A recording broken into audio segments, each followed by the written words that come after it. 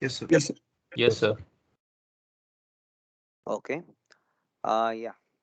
So in the last class we discussed about semi-infinite solid, and we did one problem in semi-infinite solid. What about the remaining two problems? Have you solved the remaining two problems? Yes, sir. Yeah. It's easy, right? Actually, Yes, it's sir. example problem only. Okay, from Rajput. Okay, so those who didn't do it, please try to refer the textbook. Okay, because I don't want to waste time in doing it. And one more thing, I have completed around 55 papers or 60 papers. Okay, so tomorrow I will be completing all, and I will just open it so that you can view your marks also. Okay, in Code Tantra. Yeah, and what else? Yeah.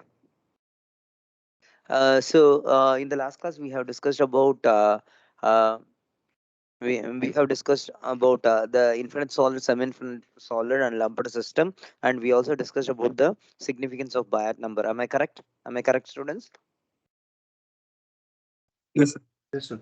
Okay, and similarly, we also discussed about the 2D system, two-dimensional system. And when we talk about two-dimensional system, okay, and again we have to, what are all the assumptions? The assumptions will be that is, it's a steady state condition. So when it is a steady state condition, what happens to the right hand side mark?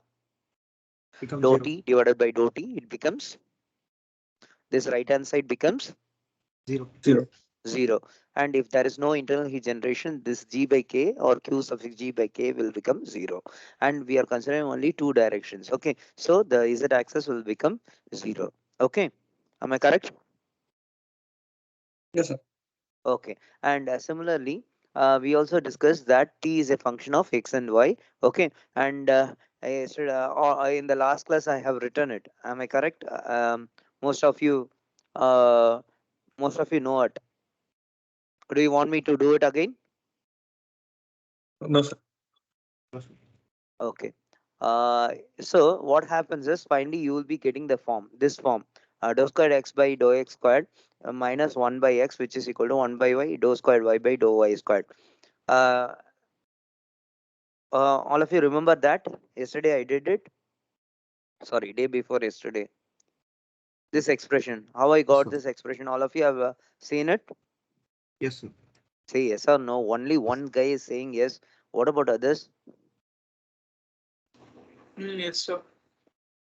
Yes, sir, we So saw. see, t is a function of x and y. Okay, and when you use that, okay, what happens here is um, dou square x divided by dou x squared into y plus dou square y divided by dou y squared into x will come. Okay, and then what happens here is, so the x will be taken to the other side and y will be taken to the other side. So the expression becomes minus 1 by x dou squared x by dou x squared, which is equal to 1 by y dou squared y by dou y squared. So this is nothing but variable separation method, right?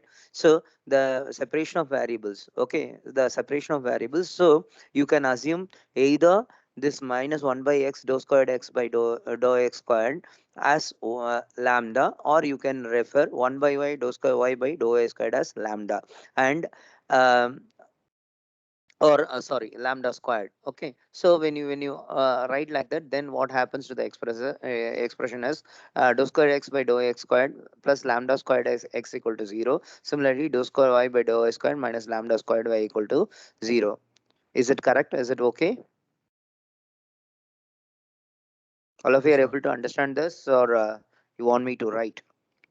Okay, I think you people, you are blinking.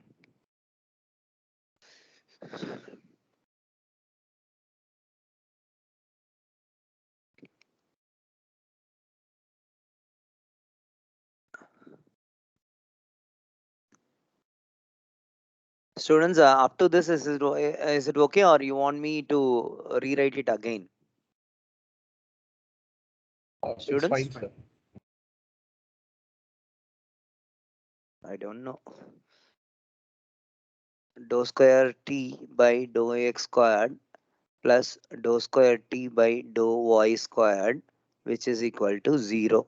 Okay, t is a function of capital X and capital Y. So this becomes dou squared xy divided by dou x squared plus dou squared xy divided by dou y squared, which is equal to 0. And again it becomes y into dou squared capital X divided by dou x squared plus dou squared y divided by dou y squared into x, which is equal to 0. Okay. Am I correct or not? Yes, sir. Stop. Student.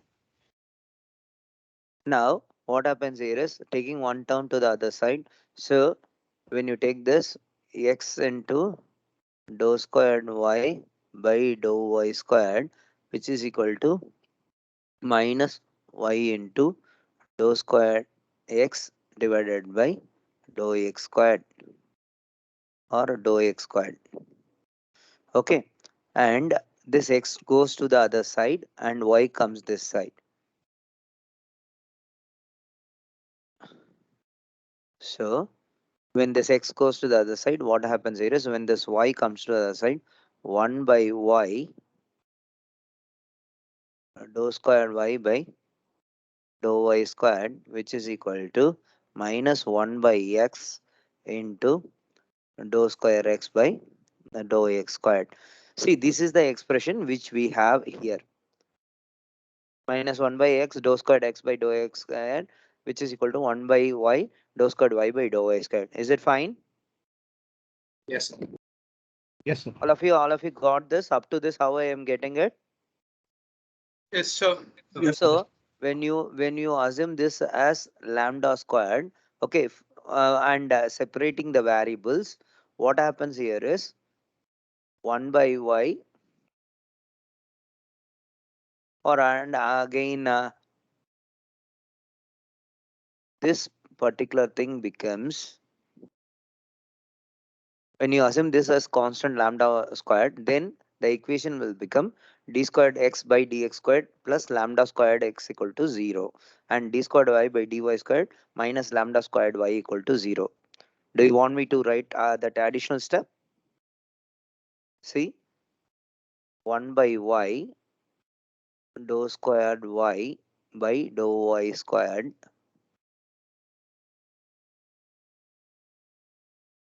which is equal to minus lambda squared. Okay, or dou squared y by dou y squared which is equal to minus lambda squared into y, or dou squared y by dou y squared plus lambda squared y equal to 0.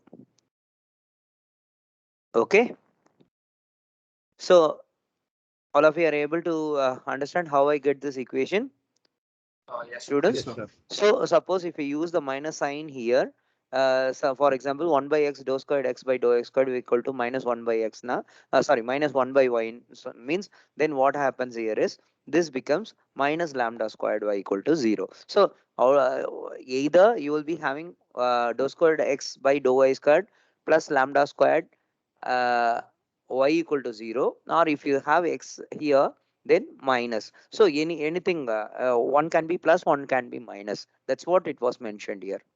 All of you are able to understand this? How I get how it was done? Variable Yes, sir. separation. And in Yes. mathematics you might have studied, if dou squared x by dou x squared plus lambda squared x equal to 0, then the solution x will be equal to c1 cos lambda x plus c2 sin lambda x. And if it is dou squared y by dou y squared minus lambda squared y equal to 0, then y equal to c3 into e power minus lambda y plus c4 into e power lambda y. I think you have studied this. Am I correct? Yes, sir. Yes, sir. In mathematics you might have studied all of you remember Yes, sir. the Yes, sir. solution for these equations, the partial PDE. Yes, sir. Students, please refresh the basics in mathematics. Okay, so this will be the solution. Okay, and what happens is you will be if you substitute the boundary conditions, then to especially to find out the values of c1 c2 c3 c4 etc, A series solution, eigenvalue solution is obtained like this. Okay, theta of x comma y, which is equal to sigma n equal to 1 to infinity c suffix n sin n pi x by l sin h, that is hyperbolic sin h of n pi y divided by l. Okay, and this will be the solution. Okay, now what happens here is, since it's a series, okay, so to simplify it, we will be going for graphical method. Okay, as I mentioned earlier, right, we will be having a variable separation method, so that we can separate x and y, because we involve two dimensions. One is x and the other one is y. Okay, the x-axis direction and y-axis direction. Okay, since it's a time-consuming process and it involves so many calculations. Okay, the graphical methods. Okay, the graphical method is one of the method which is used to find out the solution for two-dimensional objects, as well as sometimes three-dimensional objects also. Okay, now in case of graphical method, what happens is, you can for example, if it is a solid, you can take a certain section of a solid, and you can draw the lines, horizontal and vertical lines. Okay, you can take a section and you can draw horizontal and vertical lines. Okay, so and you can make it in the form of box, and you can draw horizontal and vertical lines, and you should know that that is one should be a heat flow line and the other should be a constant temperature line. Okay, one should be a heat flow line and the other should be a constant temperature line, and these two lines were perpendicular to each other. Okay, it doesn't matter when you take that is the straight lines, vertical lines as Adiabat lines, then that is a heat flow line, then the horizontal lines will be constant temperature line, or vice versa. Okay, you can take heat flow lines as a vertical, and constant temperature lines as horizontal, or sometimes constant temperature lines as vertical and heat flow line as horizontal. Okay, is it okay, students? Yes, sir. Only thing is, it should not be parallel, it should be perpendicular, right? So that's what it was mentioned in the red color. Isotherms are always perpendicular to adiabats. Construction of heat flow lines by creating a network of curvilinear squares which such that heat flow lines and isotherms intersect at right angles, and that all sides of each square may be of approximate the same length. Of course, it involves so much iteration, several iterations. Okay, so you can see here one section. Okay, one particular section is taken here, and you can see here, you can draw the horizontal and vertical lines. Okay, and the horizontal one, we can say it as a lane. Okay, and the vertical one, you can say it as temperature increments. Okay, so now what happens here is, capital M is number of lanes. Now how many lanes were here? 1, 2, 3, 4 and 5. So capital M equal to 5. All of you are able to understand this, students? How many lanes are here? 1, 2, 3, 4 and 5. So capital M equal to 5. And when we talk about the vertical ones, 1, 2, 3, 4, 5 and 6. So capital number N, which is equal to the number of temperature increments, it is equal to 6. All of you are able to understand this? Yes, sir. Yes, sir. See, the heat lines and temperature lines should be perpendicular to each other. In case of graphical solution method, the basic rule is, what is the basic rule? What is the basic rule, ma? Adiabats perpendicular to isotherms. Am I correct? Or in other words, the heat lines should be drawn perpendicular to temperature incremental lines or temperature lines. Is it okay? Yes, sir. So the isotherms are always perpendicular to adiabats, or heat flow lines should be perpendicular to constant temperature lines. That should be the rule. Okay, and several iterations were needed. And what you have to do is, you have to measure the total number of lanes. Okay, and total number of lanes is given as m, and total number of temperature increments is given as n, and l is nothing but the length of the channel normal to the page. Okay, so the length of the channel which is normal to the page is L. Okay, and from that we can find out the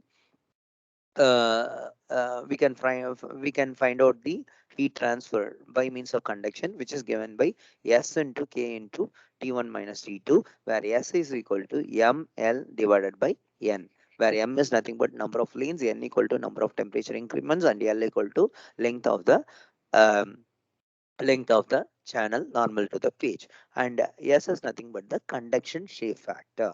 Okay, Q equal to Sk del T, or Q equal to del T divided by 1 by K into S. Okay, so the resistance is 1 by K into S is nothing but the resistance, where K is nothing but the thermal conductivity and S is nothing but the shape conduction factor.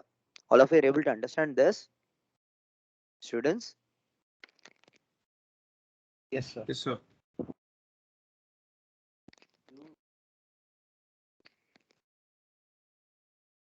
Q equal to K is Ks del T, or Q equal to 1 by K into S into del T, and this is nothing but the resistance.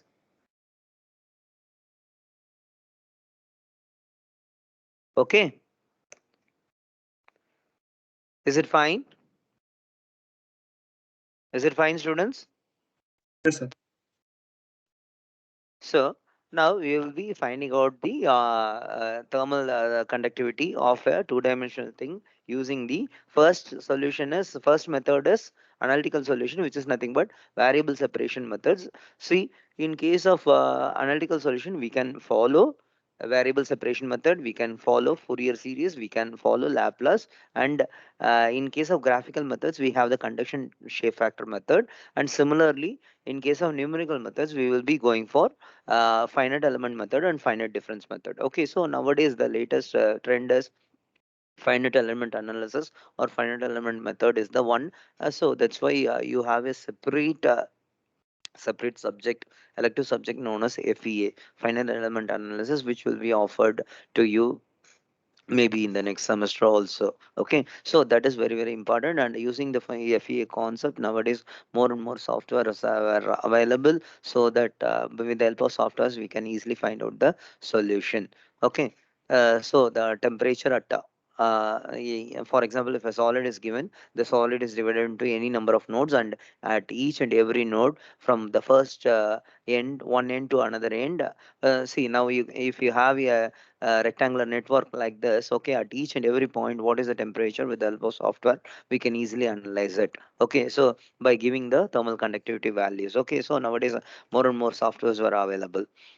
Okay, so now what happens here is, you can see here, as I mentioned earlier, oh, it's given in the slide, I have written it, Q equal to del T by R, and Q equal to Sk into T1 minus T2, or Q equal to 1 by Sk into T1 minus T2. That 1 by Sk is nothing but the thermal conductivity, not thermal, conductive resistance of two-dimensional system. Okay, conductive resistance of 2D is given by 1 by Sk, where S is nothing but shape factor, conductive shape factor, or conduction shape factor. Okay, so it is mentioned as conduction shape factor, capital S, and K stands for the thermal conductivity. And for different uh, uh, uh, different configurations, okay, different 2D systems, this conduction shape factor is given. Okay, so especially for isothermal sphere, okay, and horizontal isothermal cylinder,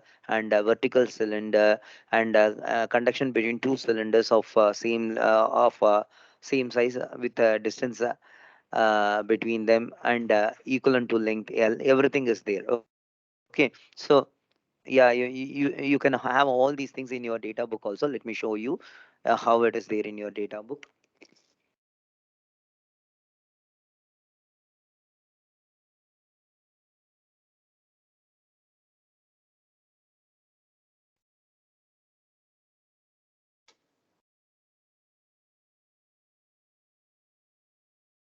Factor.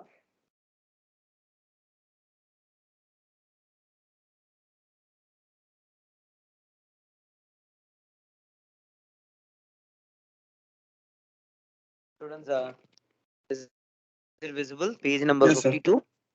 Yes, So sir. in page number 52, you can see here for different cases. Okay, isothermal buried cylinder of length L in semi-infinite medium, and uh, in infinite medium it is there. Okay, in semi-infinite medium and infinite medium the conduction shape factors are given. Okay, so what they did is they have calculated the conduction shape factor. Okay, by dividing, by using this method, this graphical method, by calculating number of lanes and number of temperature increments, and they have found out this S value for different things, and yeah, they have given it. Okay, so our idea is, if a numerical is given, we have to identify whether it is a cylinder or sphere, and whether it is semi-infinite medium or infinite medium. Okay, and we have to take the conduction shape factor from the data book, and we have to, students, is it visible, ma? The Yes, S sir. values. And Yes. similarly for cubes and all, you will be having for walls A by L, edges 0.4 54 into D, and corners 0.54 into L, where L is nothing but the thickness, D is nothing but the width or length of the particular wall which is given. Okay, so for even for 3D we can find out. And similarly heat flow in between buried cylinders of different diameters and at a certain distance, capital D, between them. Okay, so the conduction shape factor is like this. And see, you may ask a question, sir, why, where it is applicable? See, especially the flow of fluids. Okay, the flow of fluids. Okay, inside the Earth's surface. Okay, especially that is what happens is underground pipes are there.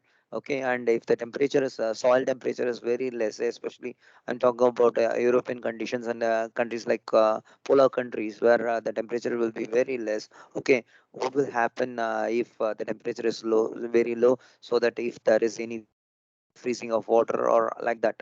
Okay, so uh, heat flow in between buried cylinders of length L. Okay, and in between a distance capital D, and similarly vertical cylinder buried under the surface, and similarly rectangular pipe in semi-infinite medium, and sphere in semi-infinite medium with insulated surface. Okay, so for all these things, so any one of this can be asked. Okay, and you are expected to give the solution using this Q equal to K into S into del T. Is it fine, students? Is it fine? Yes, sir. Yes, sir. Okay, let me solve one or two examples, and then let me move on to the other method. Uh,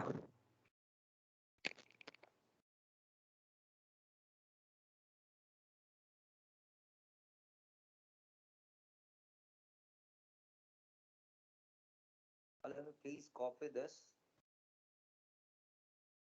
I have given the question in the chat box. All of you, please take it down.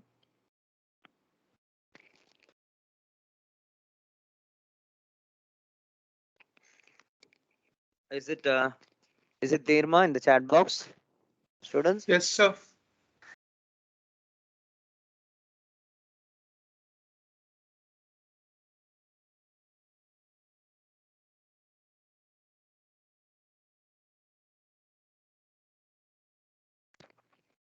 What the question says, a long pipe of 0.6 meter outside dia is buried in the earth with the axis at a depth of 1.8 meters. The surface of the temperature of the pipe is 95 degrees C, and the earth surface temperature is 25 degrees C. Calculate the heat loss per meter length. Okay, if the length is 1 meters, then you are asked to find out the heat loss. Okay, so in that case what happens is take you have to go to the all of you have taken this, Yes, students. sir. So in that case you have to go to the HMT data book, and in the data book you have to take the first case. Okay, why I say first case? Because what is the radius, what is the depth? Depth is 1.8 meter and radius is uh, 0.6. in the problem. Okay, let me, am I audible? Hello, am I audible? Ma'am? Yes. Yeah, let me write the data. So the pipe radius, the diameter is 0.6 meter. So radius will be equal to 0.3 meters, and depth. So depth is how it is given. The depth is given as capital D. Am I correct? Am I correct or not? Yes, sir. So D equal to 1.8 meters. Okay. Now which case we have to take is, we know the temperatures. Temperature of pipe is uh, take pipe temperature as T1, and earth surface temperature at as T2. So T1 is 95 and T2 is 25. Okay, and K value is also given as 0.51 watt per meter Kelvin. Okay, now there are two conditions which is given in the data book. Is it visible? The first case is Yes. radius very much lesser than L and D greater than 3R. Okay, so length is not given. Per meter length is they are asking. Okay, and D greater than 3R. Now we have to check only, we are, since length is not given, we have to check D is very much greater than 3R. Okay, now 3R, what is 3R? 3 into 0.9. R is 3 into 0.3, 0.3. 0.9. Okay, so which is lesser than D. Okay, which is lesser than D. So we can take the first one. Okay, we can take the first one, 2 pi L divided by natural log of 2D divided by R. Okay, since case 2 is only, it has got only R very much lesser than L, but we don't have what is the length. Okay, per unit length we are asked. Is it fine, students? Is it fine? Yes, sir. Yes, sir. So now the conduction shape factor is,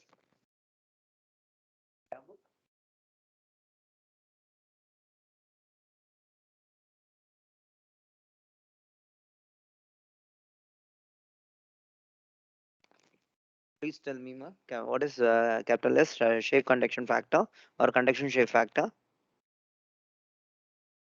2 pi 2 pi L divided by ln 2dr. 2d by r. 2 pi L divided by natural log of 2D by R. Okay, now we have got D. D is nothing but how much it is? 1.8, right? Am I correct? Yes, sir. R is 0.3. So now substitute length per unit length they are asked. So 2 pi into 1 divided by the natural log of 2D.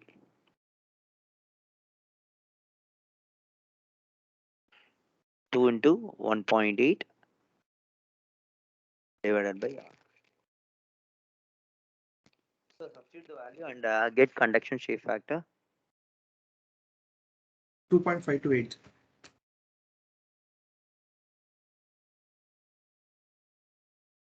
How much you get? 2.528. 2.528. So now it's easy, quite simple. Q 2D conduction is equal to K into S into del T. So thermal conductivity is given as 0.51 and 2.528 into T1 minus T2. How much it is? 95 minus 25. Okay, ma'am. 70. So we have the final answer. What is the final answer? What is the 90 final? point 90.268 watt per meter. 90.26 watt per meter length of pipe.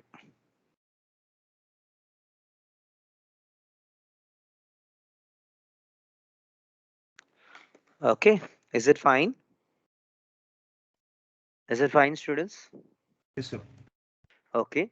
Then the next one is similarly you can do the next one also. The next one is sphere, and the third one is uh, two pipes. Okay. So shall I do the third one instead of second one? Second one is easier. You can do it. Sphere. Shall I do the third one? Time is there, right? Yes, sir. Yes, sir.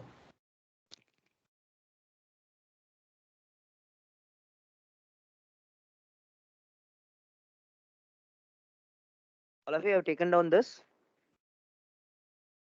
All of you have taken. Yes, sir.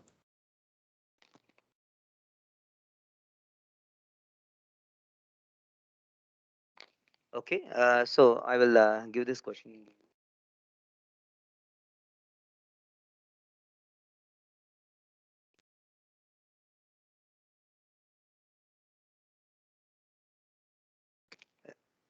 It's available in the chat box, right? Students. Yes, sir.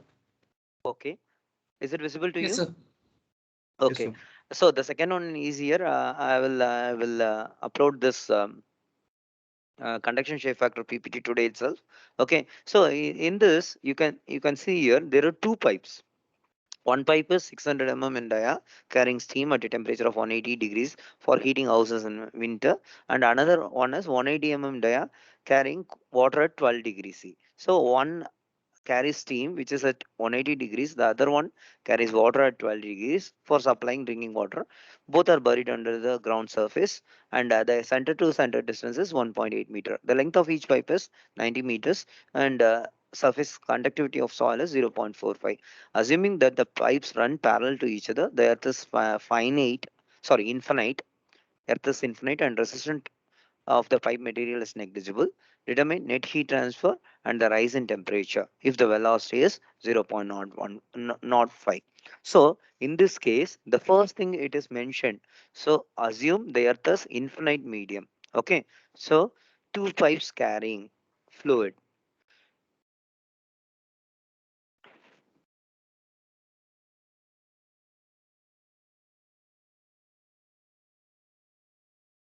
Only this one is mentioned, right? Students? Students? Is it visible? Yes, sir. So one is the larger pipe and the other one is a smaller pipe. And here the shape factor is, you will be getting the shape factor 2 pi L divided by cos h inverse. Okay, hyperbolic function of cos. Okay, cos h inverse of d squared minus r1 squared minus r2 squared divided by 2r1 squared r2 squared. So this is the only solution which is given for two pipes buried under the surface. Is it fine? Yes, sir. So you have to take the conduction shape factor.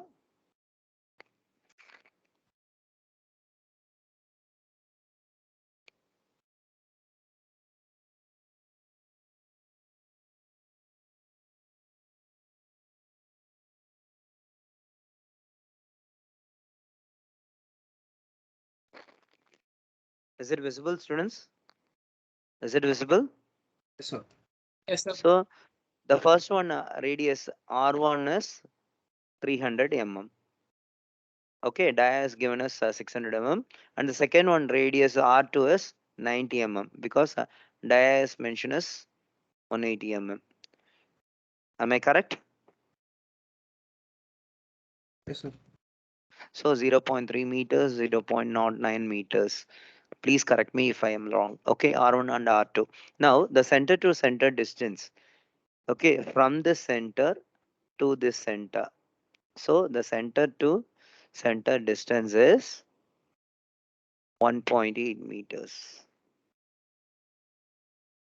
Okay, the center to center distance is 1.8 meters. Is it fine? All of you Yes, are sir. able to visualize this? Yes, sir. Yes, sir. Okay, Yes, sir. and the temperatures. The temperature of steam is T1 is 180 and water is 12 degrees C. Is it fine? and K is also given. K is 0.45. Okay, students? Yes, sir. All of you are able to understand this? Yes, sir. Yes, sir. Okay, one pipe is of 600 dia, the other one is of 180 diam, and each carries two different fluids, and one is at the steam is at a higher temperature and the water is at a lesser temperature, and the distance is also given. Okay, so this distance between these two is given as capital D. All of you are able to see this in the heat and mass transfer data book? Yes, sir. Students, this one D, is it visible to you? Yes, sir. Yes, sir. Oh, now you may write capital D, which is equal to 1.8 meter. And one of you please tell me what is the conduction shape factor from the data book. So each and every day, even when the class is open offline, you have to bring the data book. Okay. What is the conduction shape factor for this case? Please tell me. 2 pi L divided by cos H inverse of. Please tell me, ma. So 2 pi L Uh, divided by cos H inverse of D square minus R1 square okay. minus Minus R2 square uh, divided by 2 R1 square R2 square. 2 R1 squared R2 squared. Is it correct, students? Yes, sir. Okay. Now, what is the length of the pipe? 20 meters. L denotes the length. Okay. So buried cylinders of length L. Okay. Capital L is length. So what is the length given in the question? If length is not given, you can assume it as 1 meter, and for per meter length, what is the heat transferred in watt per meter length? You can find out. Now, is it is given, right? Yeah. The length is mentioned as 90 meters. All of you are able to do this? Yes, sir. Okay. Now substitute the values and find the uh, conduction shape factor. 90 meters, right? 90 meters or mm? Meters. 90 meters. Okay. So find out the values and hyperbolic inverse of this value also you can find out. What is capital D? Capital D is 1.8. R1 is 0.3 and R2 is 0.9. 1.8 squared minus 0.3 the whole squared minus 0.09 the whole squared divided by 2 into 0.3 whole squared into 0.09 whole squared. How much it is? Conduction shape factor.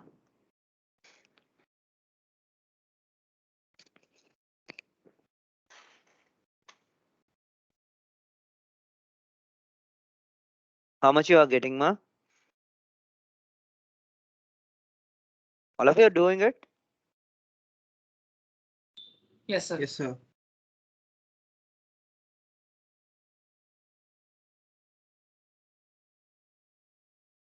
See, all of you are able to understand what I do. Yes, sir. Only one or two is saying, what about others? Yes, sir. Yes. Yes, sir. What about Ram Kishan sign? Yes, sir. Yes, sir. Are they there? Yes, sir. What is the conduction shape factor value? Type in calculator.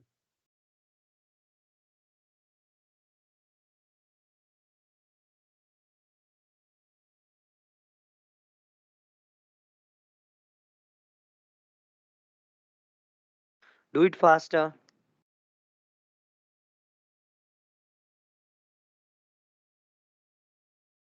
67.57, sir. 67.57. Is it correct? Yes, sir. I'm getting the same answer. Please check everyone. It is 2 R1 R2 or 2 R1 squared R2 squared? R1 square, R2 squares. Okay, ma. Okay, fine. What is the value you got? 67.57. Okay. Now from that find out Q equal to 118 point. Sorry.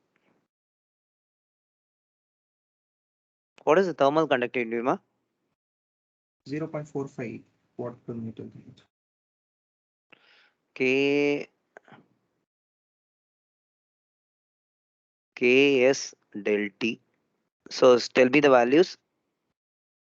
0.45 into 67.57 into delta T. 67.57 0.57. into temperature differences. What are all the two temperatures? 180 and 12. 1880. Wa? Yes, sir. 180 minus 12. So water here temperature. water is 12 degrees. Okay. What is the final answer, ma?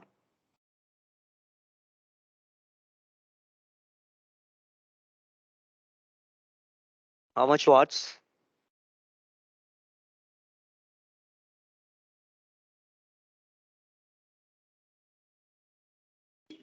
5,108 watts. 5.1 kilowatt. 5.1 into 10 power 3, yeah? Watts, Yes, huh? sir. Yes, sir. How much you are getting? Yes, sir. Same.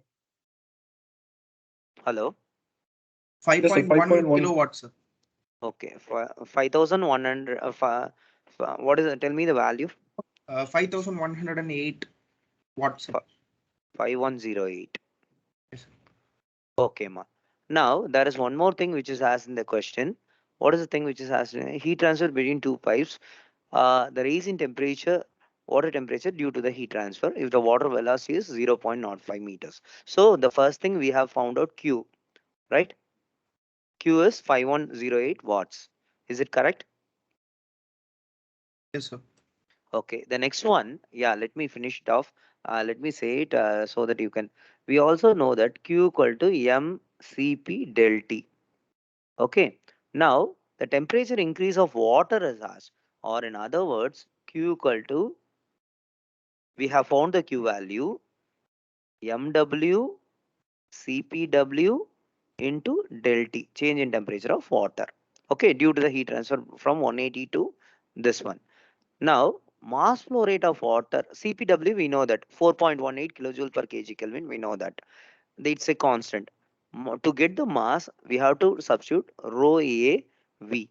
The velocity is given as 0.05. So the area, flow area is pi R2 squared. Am I correct? Flow area is pi R2 square. Flow area, not the surface area. Surface area is pi dl. Flow area is pi d squared by 4 or pi r squared. Am I correct? Yes, sir. So mass of water is 1000. Not mass of water. Density of water is 1000. So to find the mass of water, substitute 1000 into pi r2 squared into velocity. So the velocity is given 0.05. Substitute r2 squared here and multiply it by 1000. Try to get the value of mass flow rate, and after getting it, Cp value we know that 4.18, 4.18, and Q already we know that Q we have got it as 5108. Okay, substitute this and find out del T. All of you are able to do this? Can you complete this? Yes, sir. So please tell me the answer of rise in temperature of water in the next class. Is it fine? Okay, sir. All of you have taken the steps? All of you? Yes, sir. Yes, sir. Students, Q value we got it as 5108. Is it fine? Yes, sir. And we also know that Q equal to MW, mass of water, into Cp of water into del T. And the mass flow rate of water is, we know that it is given by density into flow area into velocity. Okay, density we know that 1000. Area, flow area of water is pi r2 squared. and velocity is given as given in the question 0.05. Is it correct? Yes, sir. Is it okay? And when you substitute it, you will be getting MW. After getting MW, you can substitute that value. Cp of water is it's a constant 4.18 kilojoule per kg Kelvin, or you can substitute 4180 joule per kg Kelvin. And when you equate it to Q, you will be getting the del T, rise in temperature of water. Is it fine? Yes, sir. Delta T is coming as 0.959 degrees Okay, Celsius. 1 degree C. Yes, sir, approximately. Approximately 1 degree C. Okay, ma. Okay. All of you, please take the answer 0.9 degrees. Okay, approximately 1 degree C rise in temperature. Is it fine? With this, I stop the recording.